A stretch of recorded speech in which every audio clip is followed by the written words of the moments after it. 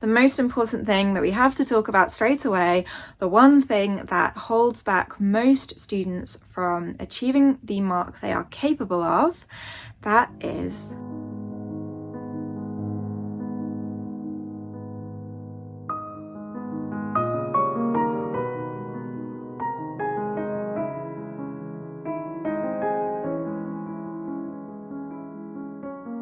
I know a lot of you are RAD students, that's Royal Academy of Dance students, and a question I often get asked is how can I achieve a distinction in my RAD exam?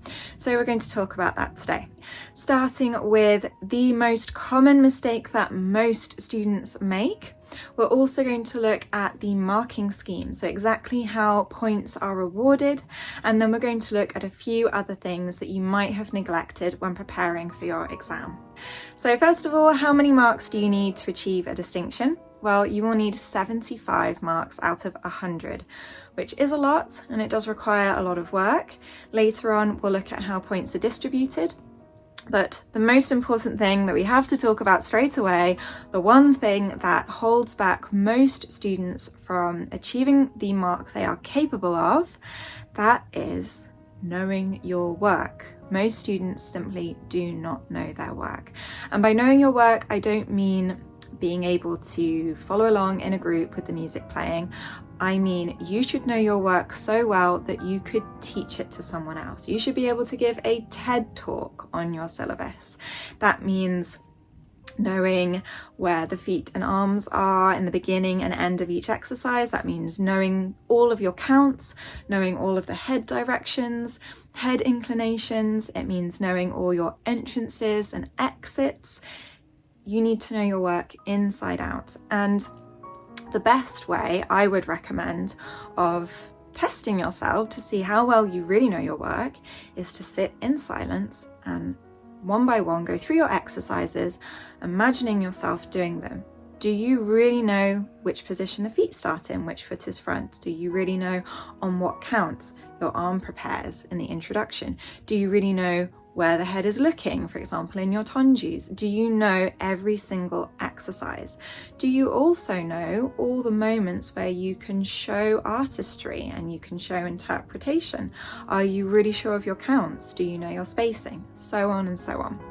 If you can do this by yourself in silence, then there's a good chance that you do know your work, but I can guarantee most students cannot do this. So let's say you don't know your syllabus that well, but you do really want to improve on it, and you only have 1 or 2 classes a week. Well, I would really recommend downloading the RAD app.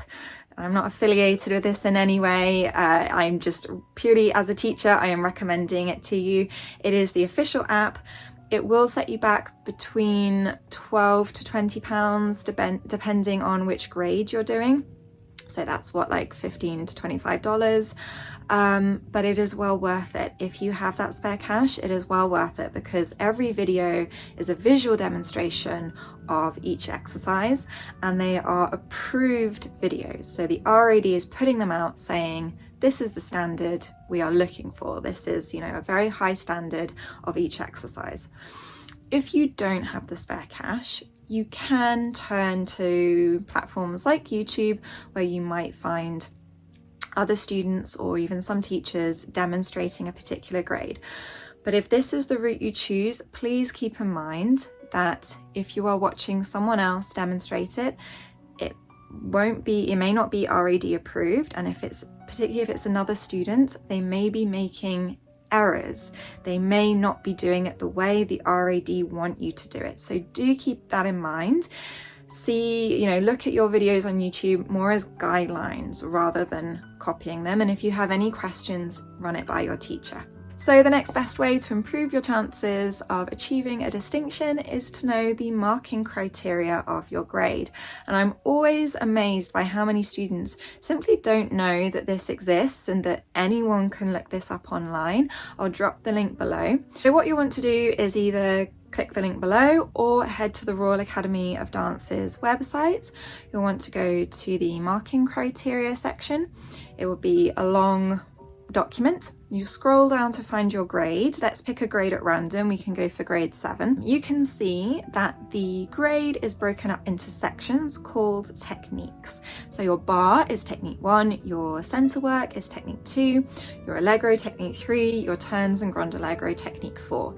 Then you've got your 2 dances, your classical dance, your character dance, and then finally your reverence is thrown in with your character. So strictly speaking, reverence isn't graded by itself, it's just thrown in with your character. If we look at how points are distributed, your technique as a whole is worth 60%, but that means 40% of your marks are not technique.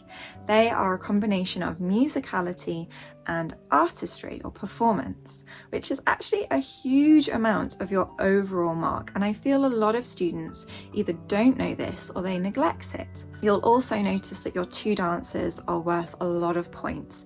So each dance is worth 20 points.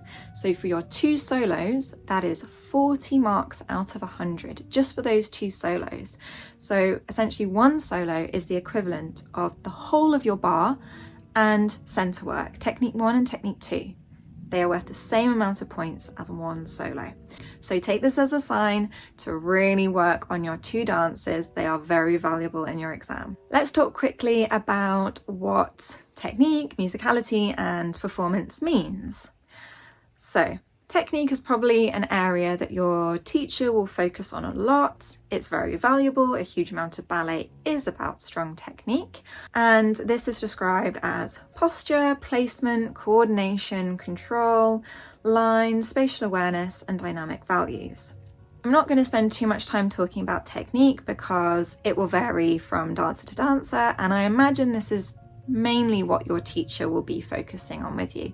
So instead, let's talk about artistry, as this is an area that's often neglected. So according to the RAD, your artistry will be marked on the following qualities.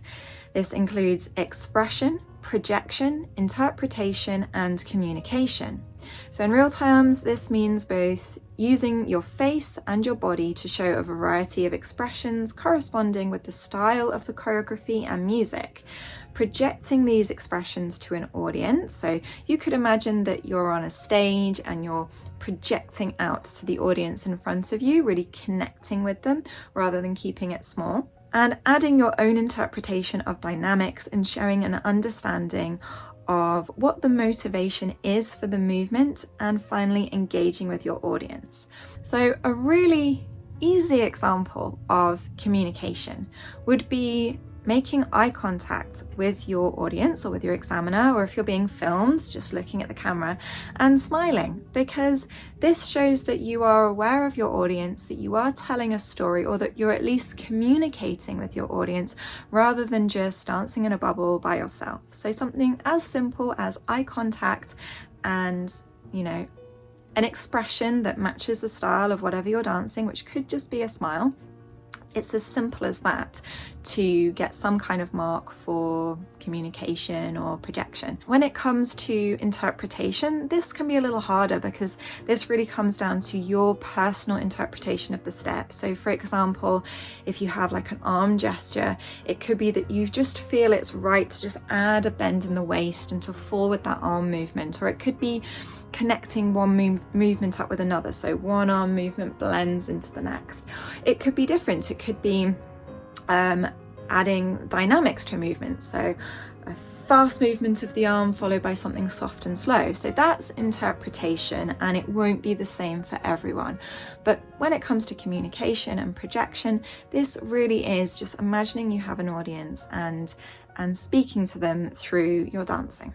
Finally, musicality. So this one goes hand in hand with artistry. If musicality comes naturally to you, fantastic. If it doesn't, you will have to put in more work. The best thing I can recommend if musicality doesn't come naturally to you is that you learn your counts, literally learn the numbers. So you'll need to first of all work out what the time signature is. Are you counting in 3s? Are you counting in 8s? Then once you've got your time signature, to match the numbers up with your movements. For example, you might have one tonju that takes up 2 counts, but the following 2 tonjus only take up 1 count. So then in your head, you would be counting 1, 2 and 3 and 4. So you could literally sing that in your head as the music is playing. And so you're not relying so much on musical cues, but you're counting in your head and you're matching those counts up with each movement. Then your responsiveness to music also means matching the quality of the music with the quality of your dancing. So for example, if the music is soft and gentle, you might want to make your dancing soft and gentle. If there's a crescendo, you might want to show that energy in your dancing.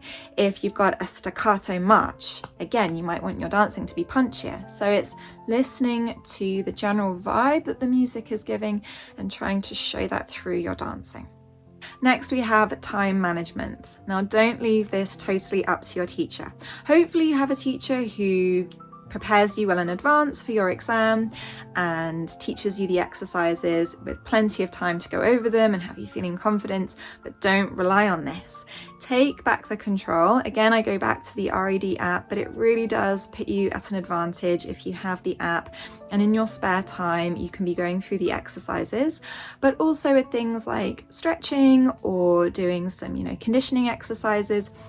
If you can make time outside of your ballet lessons, it really just puts you at such an advantage, and it means that if your teacher hasn't managed their time that well, it's not going to fall on you. It's also important to keep in mind that most ballet teachers see a huge amount of students each week, and there often simply isn't enough time to give personalised individual corrections to everyone in each lesson. So if you want to achieve the highest mark you are capable of achieving, you'll need to take matters into your own hands. You will need to practice by yourself during time off, outside of your ballet lessons. And remember that self-correction is a huge part of a dancer's life, so it's a very important skill to have, something I would definitely encourage. Even if you are just marking your exercises, as long as you're doing it in a safe environment, you make sure the floor isn't too slippery, that there aren't any obstacles or objects you're going to bump into. Even if you are just marking your exercises, not only is it good for the brain to have visualization of the work you'll do in your exam, but it's also really good for your muscle memory. And it means later on, if you do get nervous in your exam, that muscle memory will kick in, and it means that you can rely a little bit more on just relaxing, let your body go through the motions, and you're less likely to get anxious and make a mistake. Mock exams. So hopefully you will get at least one mock exam where you get to practice exactly how the exam will take place. You'll get to practice your formation with the other dancers, how you introduce yourself, and also for your stamina, it's really important to be able to run through all the exercises without the normal breaks we have in a class where you can slump at the side. So even just practicing standing tall at the side and staying quiet is a skill in itself. So hopefully you'll get your mock exam. I would really encourage you to use your mock exam as a chance to, first of all, understand what the order of things will be, but to really practice your spacing, because you may have your exam in a room that you're not familiar with. So really practice your spacing, look out for reference points. So you may find that you need to line up with a window, or the center of the room might be, in relation to where the piano is. So really keep an eye on your spacing, but also really push your artistry. If you are doing a mock exam, honestly, it probably means you're pretty close to your exam date, and I really don't think most people will make a huge amount of progress with their technique. Maybe you might clean up a few bits, but in terms of points, I honestly don't think most students are going to gain that many points in the last few days coming up to their exam for technique. Technique tends to take longer to make real strides, but the areas where you can, I believe, easily get extra points is in your performance and your artistry. So really push this. I have never witnessed a student get marked down on artistry for going too big, for doing too much. You know, remember, we are performers. We are meant to perform on a stage where you will be quite small. Your audience will be looking at you from far away. So our movements and our expressions have to be big. So really go for it in your mock exam. Don't hold back. Definitely put your focus on spacing and expression and performance. You may also have slightly different music, meaning that you may have a different pianist to normal, and even though they will be trained to give you the exact tempo, there may just be a few little things here and there that don't quite sound like your normal pianist, or if you're used to just listening to a recording, it may not sound exactly like the recording. So it's really good to practice with the music that you'll have on the day, just so that you know what to expect. It goes without saying that you should take care of your body. Now, we've talked a lot about how you can push yourself, how you can get more out of your exam, but it's really important to also give your body the rest it needs, to not push yourself too hard, especially as you approach your exam date. I know a lot of students get carried away with really pushing their flexibility, hoping that if they can get their arabesque a centimetre higher, it will make a difference. Really, it's very unlikely to make a difference. You're far better off, as we talked about, working on your expression and your performance, and just really knowing the steps and your counts and where your head should be. All of those little details, they are worth more than, you know, just getting a little bit extra height in your grand battement, for example. On the day of the exam, obviously, it goes without saying, try and get a good night's sleep. Hopefully you'll feel rested. I would recommend preparing the day before, so make sure that you've packed things like your water bottle, if you have any props, maybe in character, or things like a skirt. You know, if you're one of the higher grades, you might need to bring a black skirt with you, character shoes, character skirt, all of that. Make sure you've packed it, it's clean. I would recommend bringing like some hairspray or gel, some hairpins if you do have long hair, or if you've got wispy hair, and arrive at your exam location nice and early, so you've got plenty of time. Now, from personal experience, I often see that on the day of the exam, students can have this kind of nervous energy around them. And for some people, that can be a good thing. Some people respond really well to that. It gives them that sort of little buzz, an extra lift they need to really perform.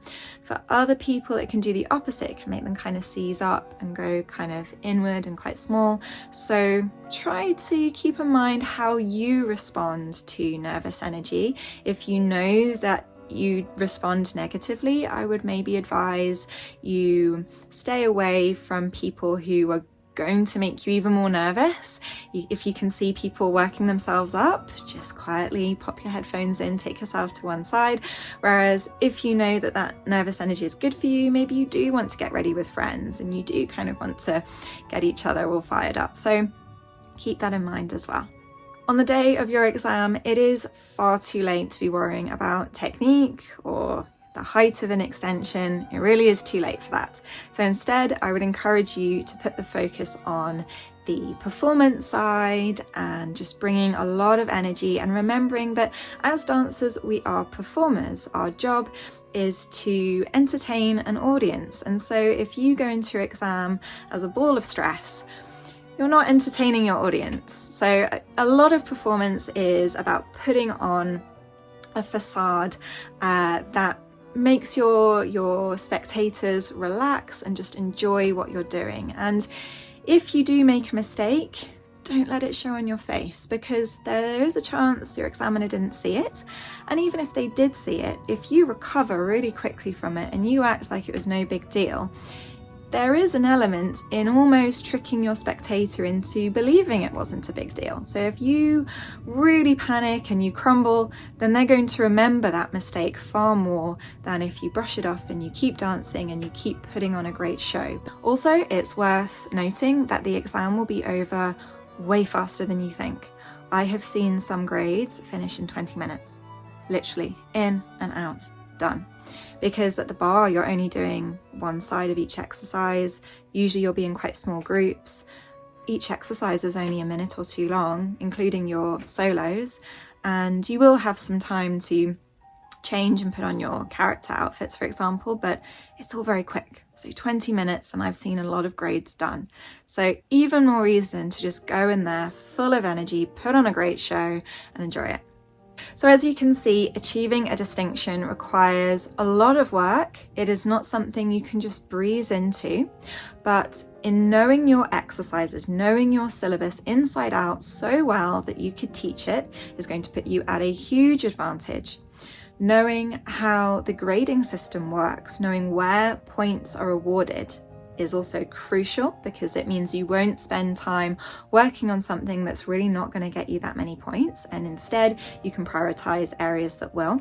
Relying on yourself rather than your teacher for how you manage your time and for knowing what to practice is really important. So your teacher will probably have many other students, and we can't rely on our teachers to spoon feed us. If you want to achieve a certain mark, that's on you. Taking care of your body is crucial. Like I said before, if you push yourself too hard and you get injured, not only could you do real damage to your body, but you'll end up delaying your exam date, or your teacher may even just decide that they're going to skip that grade and you're just going to move up, so you won't even get to do the grade. So take care of your body. When approaching your exam, really prioritize your mocks, make the most of those mocks. They are really important. They are your best chance at feeling prepared on the day. Then in preparing for your exam, understand how you deal with stress. Don't be putting yourself in situations where you're going to get yourself worked up. And then finally, as you go in through those doors into your exam, perform and enjoy it. And if you manage to implement all of those things, then there is a very strong chance you might get the 75 points you need to achieve a distinction in your RAD exam. Thanks for watching, and if you like this video, don't forget to like, subscribe, and check out some of my other videos.